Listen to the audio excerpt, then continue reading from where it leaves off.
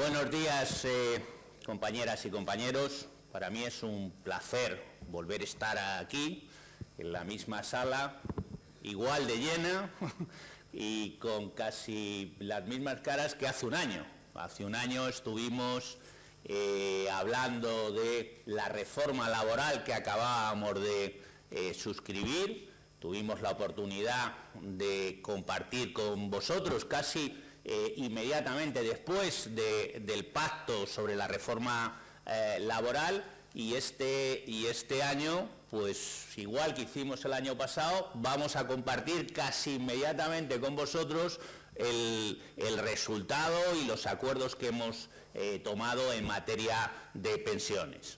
Pero bueno, primero permitirme que haga un agradecimiento especial a Jesús, a Marisol, por invitarme una vez más a estar con vosotros. Para la Comisión Ejecutiva Confederal, para el secretario general, para Pepe Álvarez y para mí mismo es muy importante poder compartir lo que hacemos con vosotros y con vosotras. Es muy importante pulsar la opinión del sindicato, de los delegados y de las delegadas, de los afiliados y las afiliadas, de lo que hacemos.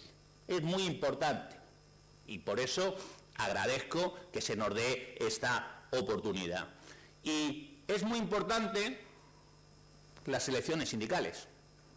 Es muy importante el número de delegados y delegadas que seamos capaces de conseguir. Porque representamos en el conjunto del Estado, aquí afortunadamente, y os tengo que felicitar por ello, se ganan las elecciones sindicales, pero representamos en el conjunto del Estado el 33%. Y como representamos el 33%, vamos a las mesas de negociación.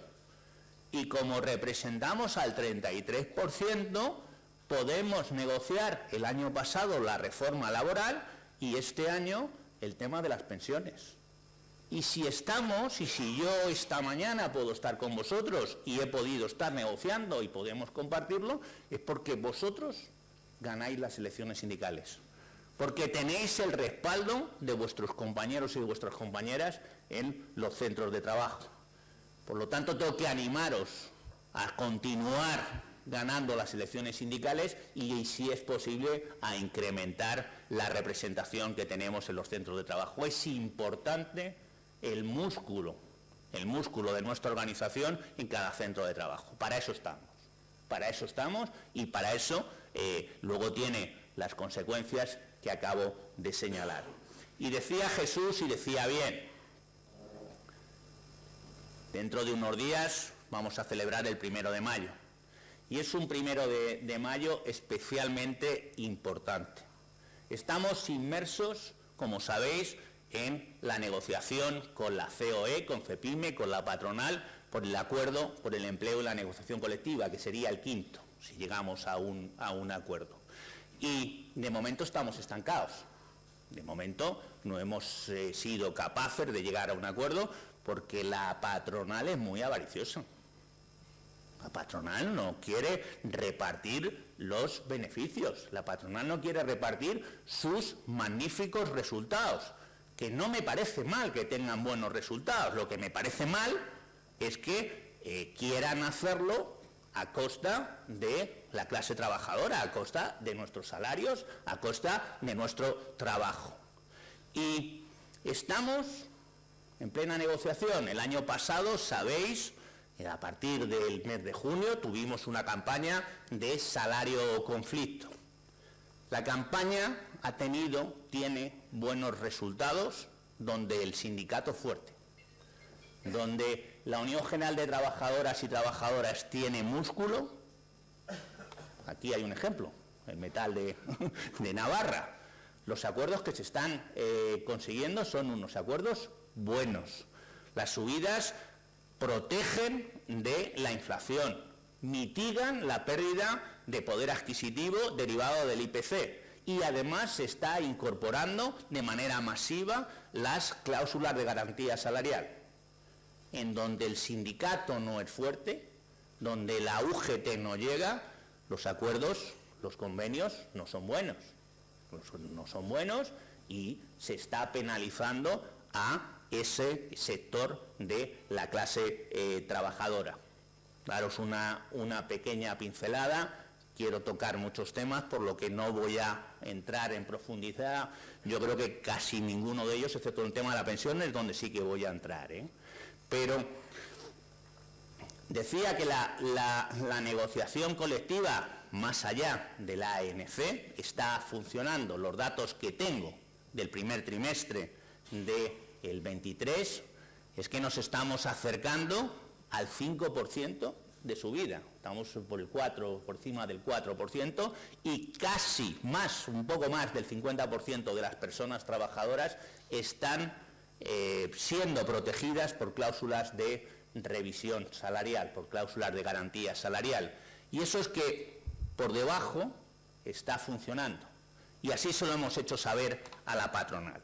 Pero además, cuando dicen ellos que no pueden pagar, los datos que da el Banco de España, si estuviera aquí Mariano, como estaba conmigo el año pasado, hablaría del mamarracho del gobernador del Banco de España, pero bueno, los datos que está dando el Banco de España son muy buenos para las empresas. El Banco de España ha dicho que en el 22 la cifra de negocio de las empresas aumentó un 41%. Un 41%. Que los resultados se incrementaron en un 91,3%. Un 91,3%. Lo dice el Banco de España, no lo dice Fernando Luján, ni siquiera el Gabinete de Estudios, el Servicio de Estudios de la Confederación. Y que la rentabilidad aumentó en un 5,5%. Con estos datos, no sé cómo tienen la cara de decirnos a nosotros que en el ANC hemos pedido el 5% para el 22, el 4,5% para el 23 y el 3,75% para el 24, no lo pueden pagar. Porque además son bastante contradictorios, son muy contradictorios. Sabéis que el representante de su organización de autónomos, a mí los autónomos, alguna referencia haré luego en el tema de pensiones, pero ya que me dejan un poco loco, porque hay una organización de autónomos, esta a la que me refiero, que se llama ATA, que depende de la patronal, otra organización de autónomos que se llama UTA, que es nuestra, y otra organización de autónomos que está vinculada al otro sindicato, es decir, los autónomos están en todo el espectro. Alguna vez yo creo que se van a reunir entre ellos, pero bueno. Lo que dice el representante de autónomos es, oiga, no podemos pagar el salario mínimo interprofesional, los 1.080 euros que conseguimos el acuerdo en el mes de enero, no pueden pagar 1.080 euros por 14 pagas. Y que eso va a hacer cerrar sus negocios. No sé. Yo creo que si alguien no puede pagar 1.080 euros y tiene un negocio, lo mismo debe plantearse si eso se le debe de llamar negocio. Pero bueno, estamos con el tema de las pensiones. Estamos en el tema de las pensiones, que luego me referiré una pequeña pincelada. Y en el tema de las pensiones hemos dicho, oiga, para incrementar los ingresos, aquellos salarios por encima de 4.500 euros, que no cotizan a la Seguridad Social, que empiecen a cotizar. Luego entenderé un poco más. Y el mismo, que no puede pagar 1.080 euros, dice, no, es que si hay que cotizar por encima de los 4.500, tenemos que cerrar las empresas. ¿Verdad? Si usted no puede pagar 1.080, ¿por qué le preocupan los de más de 4.500? No, una de las dos veces me está usted mintiendo. O puede pagar 1.080 y entonces entiendo que le preocupe con lo que van a cotizar los que ganan más de 4.500, o al revés, pero las dos cosas no pueden ser. Y yo lo creo que me miente las dos veces. Yo creo que me miente las dos veces. Pero bueno, decía que llevamos un año de reforma laboral. La reforma laboral se desplegó al completo el día 1 de abril del 22. Luego, el 1 de abril del 23, un año. Y esto es un caso de éxito. Hemos bajado la temporalidad, se nos conocía en Europa como la anomalía española. La media de temporalidad en Europa está en el torno del 12. El 31 de diciembre del 21, cuando terminamos las negociaciones de la reforma laboral, la tasa de temporalidad en España estaba en el 27%, de las administraciones públicas en el 30%. Hoy podemos decir que la tasa de temporalidad está en el 14%. De verdad que ni siquiera los que habíamos ido a negociar pensábamos que esto iba a funcionar tan bien. Hemos pasado en un año del 27 al 14% de temporalidad. Y a los agoreros, estos que nos dicen con las pensiones que el sistema va a quebrar, luego me referiré, con el salario mínimo interprofesional, que esto va a provocar la destrucción de empleo. Bueno, pues, y con la reforma laboral, que esto iba a ser el apocalipsis. Bien, pues subiendo el salario mínimo interprofesional como nunca. Como nunca. Hemos ya pasado los 1.080 euros, aunque no es suficiente, no nos conformamos, pero subiéndolo como nunca. Con la reforma laboral haciendo 1 de cada 2 contratos indefinidos. Hemos conseguido la mayor tasa de afiliación, el mayor número de afiliados a la Seguridad Social de siempre, de nunca. 20.500.000 personas están actualmente trabajando. Y cuando además hablo de tasas de afiliación a la Seguridad Social, quiero destacar, porque, bueno, los agoreros que discuten con nosotros y que siempre van a ver dónde pueden criticar la función del gobierno o lo que hacemos los interlocutores sociales, dicen, no, los fijos discontinuos. Bien, los 20.500.000 personas son personas que están trabajando y que si son fijos discontinuos están en periodo de actividad. La tasa de afiliación mide el que está trabajando. Y estos datos no son discutibles. Luego, además, el peso de los fijos discontinuos en estos 20.500.000 personas que están trabajando es un 5%. Digo, para aquellos que están tanto discutiendo de los fijos discontinuos, diciendo, no, es que tan, bueno. A mí, cuando empezaron las críticas con el tema de los fijos discontinuos, me he perdido yo algo. Porque decían, bueno, han subido la afiliación, han subido los contratos, han subido... No, pero son contratos fijos discontinuos. Y alguna vez dije, pero ¿alguno piensa que las empresas hacen un contrato fijo discontinuo para empezar en periodo de inactividad? Póngale contrato, pero no empieza usted a trabajar aún. Porque como es fijo discontinuo, esto no parece que tenga mucho sentido. Lo digo en cuanto a las estadísticas. Pues además de todo esto, y no me quiero enrollar mucho con el tema de los fijos discontinuos, suponen el 5% de estos 20.500.000. Luego dejemos ya de ser tan agoreros. Ya digo, unos decían, va a quebrar el sistema de pensiones, me referiré, con la subida del salario mínimo interprofesional se va a destruir empleo. No es verdad, más empleo que nunca. Con la reforma laboral se va a despedir, no es verdad, más fijos que nunca, menor tasa de temporalidad de la historia. Y así hemos llegado también a lo que voy a hablar fundamentalmente, que es lo que voy a hablar fundamentalmente, que es el tema de las pensiones. Pero antes de hablar del tema de las pensiones, quiero hablar de dos temas que me parecen importantes. El primero, el tema del coste del despido. Aquellos, y vosotros lo sufrís especialmente, cuando llegamos al acuerdo de la reforma laboral, estos sindicatos que se llaman nacionalistas, decían, que vosotros que os habíais llenado la boca de que ibais a derogar la reforma laboral, que os habéis tragado lo de los 33 días y lo de los salarios de tramitación.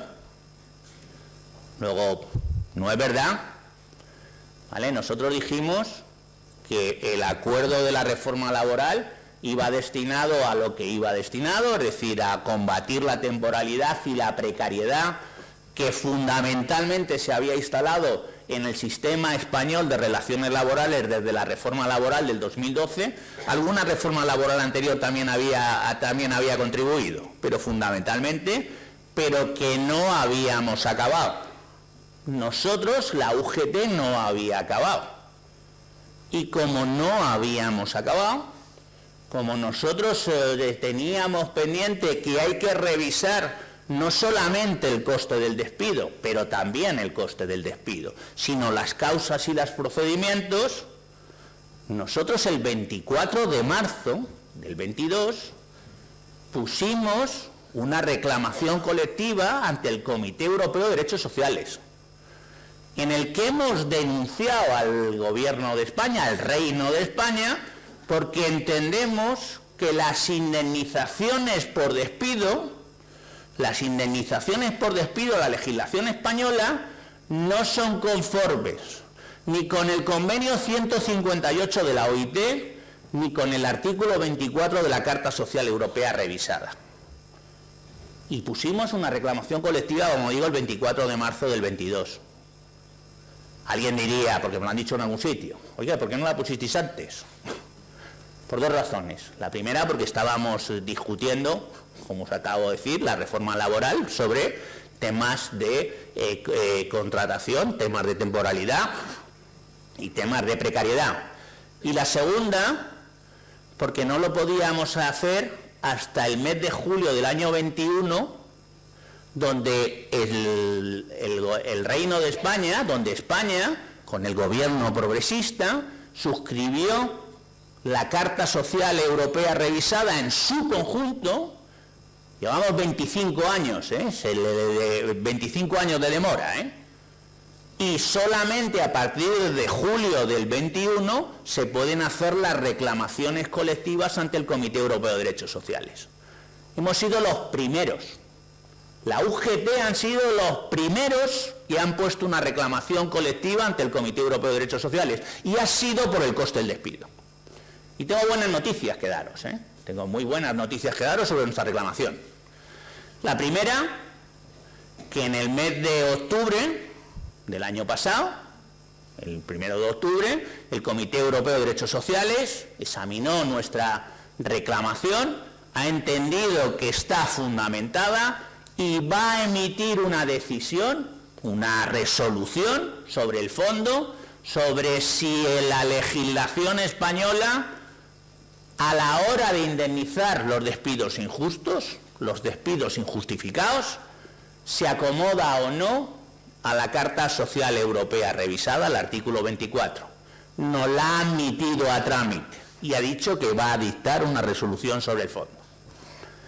Esa misma semana, la misma semana del mes de octubre, que es el 1 de octubre, el Comité Europeo de Derechos Sociales le dio la razón a los sindicatos franceses en una reclamación similar a la nuestra.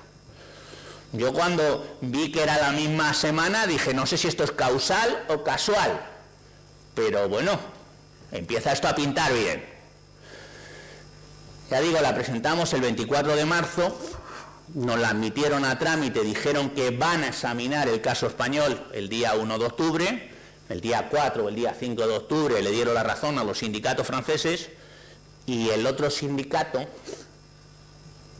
porque hasta ahora íbamos solos, el otro sindicato presentó una reclamación también como el día 25 o el 26 de noviembre del año pasado. Ya llevaba 8 meses la nuestra, ya habían dicho que la iban a estudiar, pues han presentado otra en el mes de noviembre. No sé. Pero bueno. Con esto además, ¿qué quiero decir? Quiero decir que a nosotros no se nos había olvidado nada y que nadie nos puede decir que nuestra intención de derogar la reforma laboral del 12 hasta sus últimas consecuencias lo hayamos olvidado. Presenté las últimas alegaciones la semana pasada. El Gobierno de España, en un acto que a mí me parece bastante contradictorio, lo digo porque salió la vicepresidenta segunda diciendo que teníamos razón, seguro que lo habéis oído, pero luego presentaron unas alegaciones ante el Comité Europeo de Derechos Sociales diciendo que se oponían. Dijeron más o menos lo mismo que la patronal, En cualquier caso, tendremos una resolución sobre el fondo a finales de este año, mes de enero del año que viene como mucho, y somos especialmente optimistas. Y somos optimistas porque además del caso francés, en el caso de Italia también fue examinada en el año 2017 y también le dio la razón a los sindicatos italianos. Y acabo el tema del despido. ¿Sabéis cuáles son los dos países que ahora más pagan por una indemnización injusta de despido en Europa? Francia e Italia. Francia e Italia. Lo mismo, algo tiene que ver. Bueno, otro de los temas que quería hablar, antes de hablar de las pensiones, quiero hablar de las 32 horas. Como sabéis, si no os lo cuento yo, desde la Unión General de Trabajadoras y Trabajadores vamos a hacer propuestas para los partidos que se presentan a las elecciones autonómicas y locales. Una de las propuestas, vamos a adelantarlo ya, lo estuvimos debatiendo esta semana en el Consejo Confederal, las terminaremos de aprobar en el Comité Confederal que celebraremos el 3 de mayo, pero bueno, hemos hecho dos propuestas estrella. La primera, vamos a pedir a los partidos políticos que se presentan a las elecciones autonómicas y locales que circunscriban todos los servicios públicos que se dan en una y otra otro estamento, en una y otra administración, al salario mínimo interprofesional. ¿Esto qué significa? Entendemos que si el salario mínimo interprofesional es lo mínimo, también lo dice la Carta Social Europea, que tiene que percibir una persona y para poder vivir con dignidad ella y su familia, entendemos que cuando alguien tiene esa percepción o todavía inferior, los servicios que se prestan por parte de las administraciones públicas deberían ser gratuitos. Y esto tiene que ver con el transporte, tiene que ver con los libros de texto, tiene que ver con las matrículas en la universidad, con las guarderías, con todo lo que os podáis imaginar. Y así lo vamos a hacer a los partidos políticos. No vamos a pedir el voto para nadie, pero sí, yo sí que lo digo. Yo sí que digo a quién no se debe de votar. Yo lo contaba antes, yo soy militante del Partido Socialista, pero no voy a pedir el voto por el Partido Socialista. Lo mismo sí que sabéis a quién va a votar yo. Pero bueno, ¿a quién no se debe de votar? Yo entiendo que quien milita en una organización de clase, quien ha estado en movilizaciones, quien ha estado negociando por una reforma laboral que dé éxito, entiendo que no vote a quien se ha opuesto a la reforma laboral. Sean de izquierdas o de derechas, Quien se ha opuesto a la reforma laboral, yo entiendo que no merece mi voto. Entiendo que quien se ha opuesto al incremento del salario mínimo interprofesional, a estos que decían no hay que subir el salario mínimo interprofesional porque viene el apocalipsis, pues no ha venido el apocalipsis, ha venido más empleo y de mejor calidad, pues entiendo que no merece mi voto. Quien ha votado a favor, sí, pero quien ha votado en contra, entiendo que no merece mi voto. Quien se ha opuesto a la mejora del sistema público de pensiones, porque dice de manera eufemística, pero que yo traduzco, es que hay que pagar menos, es que las pensiones tienen que ser más bajas, es que para ser sostenible no se puede pagar tanto con pólvora del rey, y hemos dicho, oiga, no, hay que subir las pensiones con arreglo al coste de la vida. Además vamos a dotar un sistema que permita incorporar más pensionistas con mejores pensiones de aquí al 2050, pues quien ha votado a favor merecerá mi voto, pero quien se ha opuesto, yo entiendo que no merece mi voto. Y lo digo con toda tranquilidad, porque luego dicen, oye, no te metas en política, es que esto es política. Es que la política influye en las personas y en cómo viven las personas. No es el tema no es el tema gratuito. Claro que importa lo que se vote y qué hacen a las personas a las cuales confiamos nuestra vida, como confiamos la red pública a través de nuestro voto. Y tenemos hechos para comparar. Tenemos hechos para comparar. Tenemos que han hecho unos y que han hecho otros a la hora de decidir. Y antes de hablar del tema de las pensiones, un último asunto. Desde la Unión General de Trabajadoras y Trabajadores estamos impulsando desde hace ya tiempo la jornada laboral de 32 horas. También lo hemos incorporado a nuestras propuestas de cara a las elecciones autonómicas y locales. También se lo vamos a proponer a los partidos políticos. Por dos razones, al menos por dos. La primera, porque tenemos que afrontar el desafío, el cambio, y nosotros entendemos que tiene que ser un cambio sostenible, un cambio verde, pero que no deje nadie atrás, de la digitalización, de las inteligencias artificiales, de la robotización, las nuevas formas de prestar servicios. Y esto, si no queremos dejar a nadie atrás, merece el reparto del trabajo. Pero además de esto, de que sea necesario por una cuestión social, que es lo que nos preocupa fundamentalmente a los que nos dedicamos a esto, o nos dedicamos al sindicato, además de una cuestión social, es que económicamente es posible y hasta es rentable. Voy a dar dos datos yo creo que suficientemente significativos. Están referidos a los Estados Unidos, pero podría ocurrir exactamente en España. Las tres compañías más grandes en Estados Unidos en los años 80 eran la General Motors, la Chrysler y la Ford. Bueno, las tres grandes del sector del automóvil. Estos, que digo que eran las más grandes, en los años, la década pasada, del 2010 al 2020, las tres más grandes ya no son las del automóvil. He visto por aquí algún compañero de Volkswagen. Ya no son las del automóvil, sino son las tecnológicas. Facebook, Google y Apple. Facturan lo mismo. En dólares constantes facturan lo mismo. Poco más o menos, ¿eh? En empleo 9 veces menos. 9 veces menos de empleo. Oiga, pues podrá usted repartir. Porque si factura lo mismo y tiene 9 veces menos trabajadores, es que gana 9 veces más. Bueno, pues gane usted un poco menos.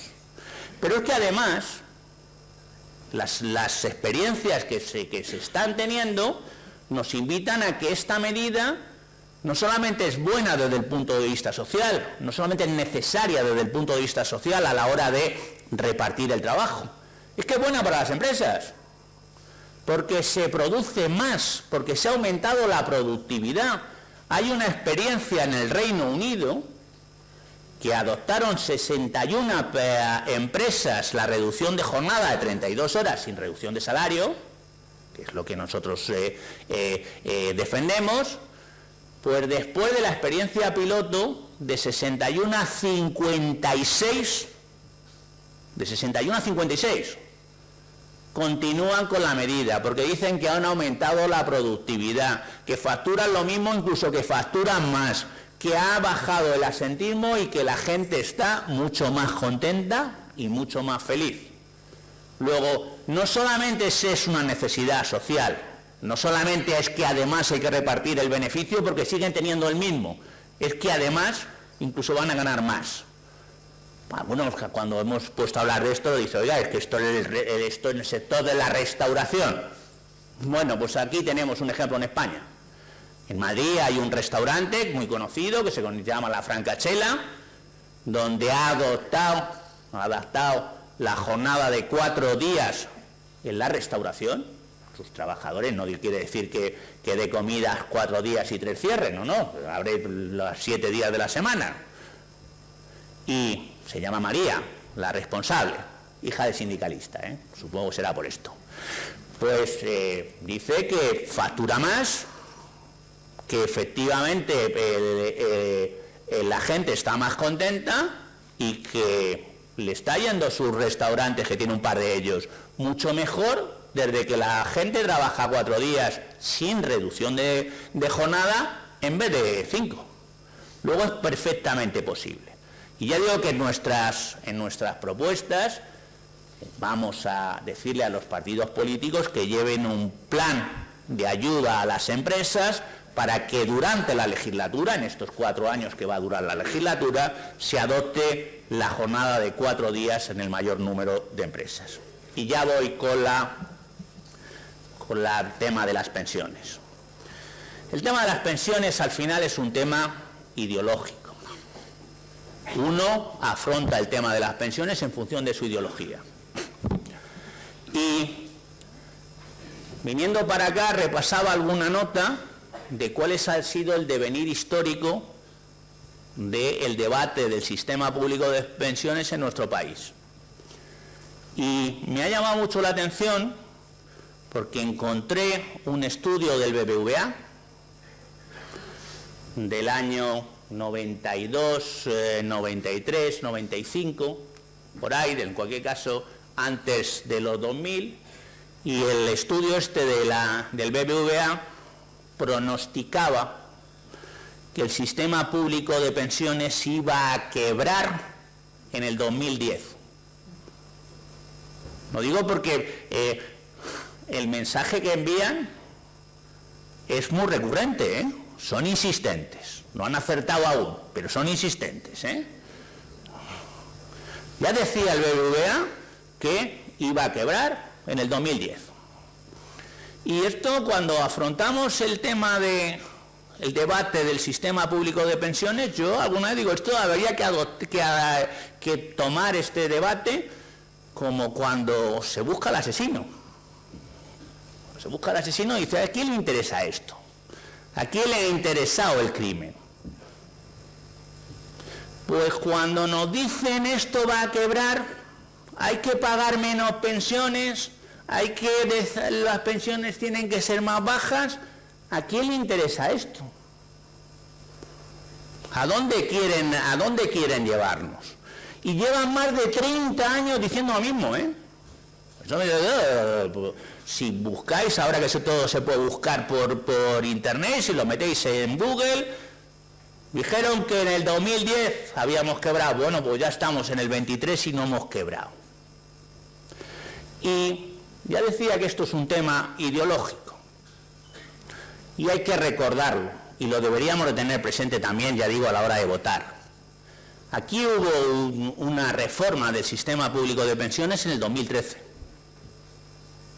Y la reforma del sistema público de pensiones del 2013 decían, oiga, como se van a jubilar mucho, yo soy baby boomer también, y como ahora la gente tiene unas carreras de cotización más largas, no es tan extraordinario tener 40 años cotizados y con unos mejores salarios, aunque hay que subir los salarios. Bueno, pues más gente, parece que con una mayor cuantía de las pensiones, y encima además cada vez viven más, pues tendremos que pagar menos. Pero como lo de voy a pagar menos queda muy mal, pues entonces voy a inventarme algo que se llama factor de sostenibilidad. Eso es el factor de sostenibilidad de la reforma del 2013. Oiga, yo como le voy a pagar una cuantía en su conjunto, si hay más y vive usted más, pues le voy a pagar menos. Este era el factor de sostenibilidad y no se ha explicado suficientemente bien. Si se hubiera mantenido el factor de sostenibilidad del 2013, las pensiones, las que vamos a cobrar, incluso las que están cobrando, se verían reducidas en un 40%, casi en la mitad en el 2045. ¿Y esto por qué? ¿Esto por qué? Porque estos agoreros, estos que dicen que va a quebrar el sistema público de pensiones, pues dicen, es que la cosa pública se gestiona muy mal, busque usted la gestión privada. Busque usted la gestión privada. Claro, por eso no deja de llamarme la atención los agoreros, a los que luego voy a hacer alguna comparación. Vale, pues nosotros ya en el 2021 dijimos, no es posible que usted reduzca sistemáticamente el importe de las pensiones. Entre otras cosas, porque está incumpliendo la Constitución. El artículo 50 de nuestra Constitución dice que las pensiones tienen que revalorizarse y tienen que proporcionar en la tercera edad una vida digna. Lo digo por estos que se autotitulan constitucionalistas. Me llama mucha atención, son constitucionalistas, pero no del todo. Primero lo dice nuestra Constitución, pero luego además lo dice nuestra ideología. Oiga, se tiene que proporcionar una pensión a nuestros pensionistas, a nosotros mismos, digna y suficiente. Y por lo tanto en el 2021 dijimos, se tienen que actualizar con arreglo al IPC. Esto ha supuesto que este 2023 se hayan subido las pensiones un 8,5%, porque lo hemos firmado, porque gracias a la representación que tenemos en las empresas, a lo que hablaba de las elecciones sindicales, y gracias al gobierno que hay, las pensiones se actualizan con arreglo al IPC. Y además, los agoreros, los que dicen que tal, y que luego tanto invocan a Europa, ocurre en la mayor parte de los países de la OCDE, que se actualizan las pensiones o con los salarios o con el IPC. Eso es del factor de sostenibilidad. Esto de que se hubieran actualizado las pensiones con el 0,25, si hubiera continuado la reforma del 2013, hay que decirlo, 8,5 frente a 0,25. Fácil hacer los cálculos por una pensión de 1.000 euros, una pensión de 2.000 euros o una pensión de 3.000 euros, lo que ha supuesto un caso y otro, y esto hasta el 2045, por eso lo de la rebaja. Y una vez que hemos garantizado el mantenimiento del poder adquisitivo de las pensiones, esta segunda fase a la que se refería Jesús, esta segunda fase del sistema público de pensiones, hemos dicho esto se tiene que sostener, esto hay que financiarlo, claro que hay que financiarlo. No hay que quebrarlo para que la gente se vaya al sistema privado, hay que financiarlo. Mucho, ¿cómo lo financiamos? ¿Cómo financiamos esto? Bueno, nos hemos examinado y hemos corregido una anomalía histórica. No la hemos corregido del todo, por mucho dice la COE, no la hemos corregido del todo, pero bueno, vamos en camino. Hemos detectado algo que nos parece sumamente injusto. Si yo gano 1.000 euros, 1.080 euros, salario mínimo interprofesional, mi cotización a la Seguridad Social es por 1.080 euros. Si yo gano 2.000 euros, mi cotización a la Seguridad Social es por 2.000 euros. Todo es bastante sencillo. Si gano 3.000 euros, también, por 3.000 euros. Pero si yo gano 8.000 euros, tengo la suerte de ganar 8.000 euros, que salarios los hay, por ejemplo el de Garamendi, que gana 400.000. Pues si yo gano 8.000 euros, cotizo por 4.500, que es la base máxima de cotización, y no cotizo por el resto. Y si gano 10.000, pues cotizo por 4.500 y no cotizo por el resto. Y si gano 12.000, pues cotizo por 4.500 y no cotizo por el resto. Esto es discriminatorio, es injusto y además es regresivo, es justo al revés que el sistema impositivo. Cuanto más gano, proporcionalmente menos cotizo. Luego hay Si corregimos esta anomalía, hay la posibilidad de incrementar los ingresos. Pero además, si nos fijamos con lo que pasa en Europa, también tenemos una anomalía, como ocurría antes con el tema de los contratos temporales. También es una anomalía esto. En Grecia, la base máxima de cotización son 6.500 euros. Aquí en España, 4.500. En Italia, 8.500. En Alemania, 8.000. En los países nórdicos cotizan por todo. Los que nos gustan, ¿no? Lo que hacen los nórdicos, que tienen unos magníficos servicios sociales, pues cotizan por todo. En Francia también cotizan por una gran parte. Y en nuestro país vecino, en Portugal, también cotizan por todo. Pues en España 4.500. Oiga, pues vamos a cotizar y con esto se hace el sistema sostenible. Con esto tenemos suficiente para pagar más y mejores pensiones. Y esto es lo que hemos hecho en el acuerdo de pensiones. Claro, y algunos nos dicen, bueno, fijaros la que se ha montado en Francia, porque quieren subir la edad de jubilación de los 62 a los 64, y vosotros los sindicatos en España, vosotros os estáis callados, tal, no le hacéis huelga a nadie, porque... y eso que aquí se jubila uno a los 67. Bueno, no hay mayor mentira que una verdad a medias. Y como no tengo ningún problema en ver el debate, pues vamos a ver el debate.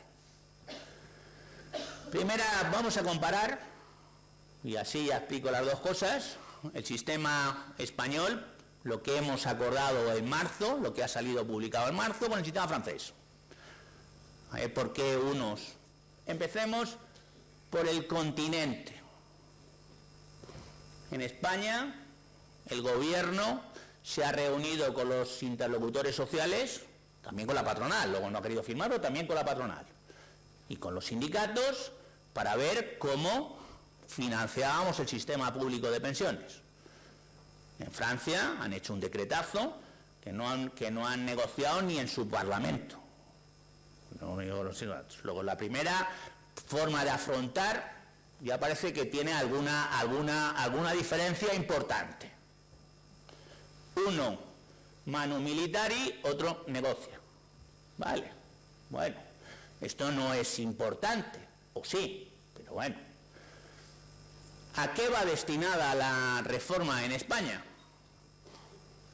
Nosotros hemos dicho, oiga, queremos pagar más y a más gente. Y por lo tanto vamos a discutir cómo usted ingresa. En Francia han dicho, queremos pagar menos porque ya rebajamos las cotizaciones hace 3 años y queremos pagar menos. Luego, si yo lo que hago es discutir para pagar más y a más gente, y en otro lado lo que quieren es pagar menos, ya parece que es bastante importante. Pero entremos en el detalle. No eludas el tema de los 62 a los 64, los 67, entremos en el detalle. Vamos al detalle. Aquí en España hemos estado discutiendo el aumento de las pensiones mínimas, hemos puesto ya definitivamente en la ley que se van a actualizar con arreglo al IPC, hemos hablado de la brecha de género para reducir la brecha de género, hemos aumentado las coberturas para los autónomos, hemos aumentado también la cobertura para las personas jóvenes, para los becarios, y hemos intentado blindar el sistema. Y hemos hablado de cuántos años tienen que servir para el periodo de cómputo. Esta discusión que hemos tenido entre los 25, los 30, los 35, los 25 años. Ahora me referiré. ¿Qué ha ocurrido en Francia? Más allá del 62 a 64, que es la anécdota, en Francia, para cobrar la pensión máxima, la pensión plena, hay que trabajar ininterrumpidamente 43 años. Esta es la reforma Macron. Esto significa que para tener la pensión plena, ahora me referiré por qué no digo máxima, sino la plena, una persona en Francia tiene que trabajar desde los 21 hasta los 64 de manera ininterrumpida. Bueno, pues ya empieza esto a parecer otra cosa, ¿eh? Bueno, vamos a comparar. Y por cada año que me faltan de estos 43, vale, pues quitan 2,5%. Por cada año, 2,5%. Vamos a ocurrir, me voy a jubilar como en España. En España, si tienes 38 años cotizados, 38, no 43, 38, te puedes jubilar a los 65 con el 100% de tu base reguladora. ¿Y cómo se calcula la base reguladora en Francia? Aquí sabéis cómo se calcula, y si no lo digo yo en cualquier caso. Aquí cogen tus bases de cotización, las suman, las dividen entre los años que corresponden y te sale tu base reguladora. Y la pensión de jubilación, si has cotizado los 38 años, es el 100% de esa base reguladora. En Francia también calculan una base reguladora y también lo calculan sobre 25 años, ¿eh? Entonces es igual. Pero una vez que suman los 25 años, la base reguladora, si has cotizado los 43, es el 50% de eso, de la suma de eso. El 50%, no el 100%, el 50%. Y para calcular la pensión, pues el 50% de eso se has cotizado 43. Si te quieres jubilar en Francia a la misma edad que en España, con el mismo número de años cotizados, con 38, la pensión que te queda es el 37,5% de tu base reguladora. No el 100%. No el 100%. ¿Esto qué significa? Que más allá de los 62, 64, si yo me quiero jubilar con una jubilación plena, con una pensión de jubilación plena, con lo máximo que me puede dar, que como máximo es el 50% de la base reguladora, es decir, es verdad que cogida con más cuantía porque cotizan por más que nosotros, o no, pero con más cuantía, si yo quiero jubilarme con eso, me voy a ir mucho más allá de los 67. Y estoy penalizando además a las mujeres. La brecha de género que nosotros hemos intentado paliar, hay más de un 30% de diferencia entre las pensiones de los hombres sobre las mujeres, ¿eh? En euros, casi 500 euros de diferencia, ¿eh? Pero en este caso, en el caso francés, en vez de intentar paliarlo, se va a aumentar. ¿Quién ha cotizado 43 años y sobre todo las mujeres? Y en los jóvenes que también tienen carreras irregulares, también se está penalizando y se está llevando hasta edades inimaginables. Luego lo de los 62 sobre los 64 es para distraer. Lo que le interesa a la gente es cuánto cobro. Eso ya me lo enseñaba mi madre cuando yo empecé a trabajar. Diga, tal, mamá, tal, no, ¿cuánto traes? Claro. Pues exactamente igual. Luego, cuando nos dicen qué hacéis los sindicatos lo que hemos hecho es llegar a un acuerdo, conseguir un acuerdo para pagar más y para pagar a más gente. Y en Francia han salido, tienen toda nuestra solidaridad porque van a pagar menos. Esto es bastante sencillo de entender. Y esto es lo que nosotros venimos defendiendo. Voy a ir acabando porque yo me enrollo como las persianas. ¿Qué más hemos hecho? Con el tema de la reducción de la brecha de género, hemos ampliado el periodo de cobertura de lagunas. Para que se me entienda, ¿qué son las coberturas de lagunas? Aquellos periodos donde no se ha cotizado. Y que para que, sobre todo, las mujeres tengan una pensión mejor, se cubren como si lo hubieran cotizado y se llaman cobertura de lagunas. Hemos también puesto por primera vez la cotización a la seguridad social de las personas que están en prácticas, de los que se llaman becarios. Van a empezar sus carreras laborales desde el momento en el que están disfrutando de una beca en una empresa o en una entidad pública. Y también esto se ha criticado. Ha dicho, bueno, ¿y esto quién lo va a pagar? Bueno, lo que tiene que pagar una empresa, por tener a un becario al mes, como mucho, 35 euros. Tienen una reducción de 97% a la seguridad social. Y esto hasta la COE lo ha dicho. Ya no, estas palabras no son mías.